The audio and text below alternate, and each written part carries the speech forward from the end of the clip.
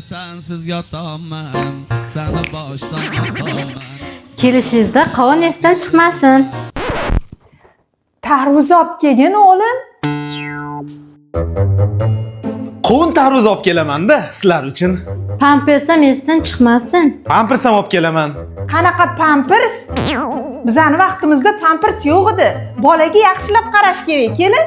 Bolalarga yaxshilab qarab tinch o'tiringlar bo'ldi. Tushlikka ham hech nima qilmanglar. Pizza jo'nataman. Voy, mazza qilib pizza yeymizmi? Hech qanaqa pizza kerak emas, o'g'lim. Uyda qaynatma sho'rva qiling, kelin. 3 kundan beri jig'ildonim qaynavyapti. Ha, rosti jig'ildonlari qaynayapti. Xolodilnikda bitta ham pomidor qolmagan. Voy, hali yegan pomidorni sanab yuribsizmi?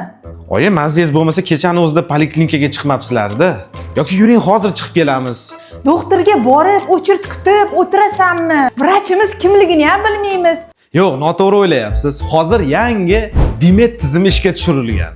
Oldingidaqa kutishga hojat yo'q. Kirishingiz bilan hamshiralar o'zlari kutib olib, sizga raqamlarni berishadi. Bir marta ro'yxatdan o'tish uchun ID karta yoki pasport talab qilinadi. Bo'ldi. Keyingi safar borganingizda to'g'ri Dimet tizimidan raqam olasiz, to'g'ri kirib ketishingiz mumkin. Navbatingiz kelganini katta monitorda e'lon qilib turadi o'zi. Kecha tibbiy ko'rikka borganimda o'zim ko'zim bilan ko'rdim. Telefoningizga Dimet dasturini yuklab, sizni ro'yxatdan o'tkazib qo'yamiz. Keyingi safar chiqishingizdan oldin onlayn navbat olasiz va hech qanaqa ortiqcha kutishlarsiz to'g'ri navbatingiz kelishiga yaqin oilaviy shifokoringizga murojaat qilishingiz mumkin. Dimet dasturini shunaqa qulayliklari bor.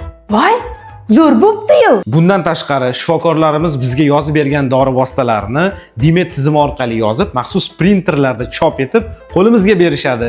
Ushbu qog'oz bilan borib, bemalol dorixonadan dori vositalarini olish mumkin. Biz hozir kelamiz. Yuring oyi, bugunoq tekshiruvlardan o'tamiz. Kelin, siz ovqat qilib turing. Biz hozir borib kelamiz. Demet haqida tezda deganlarimga aytmasam bo'lmaydi.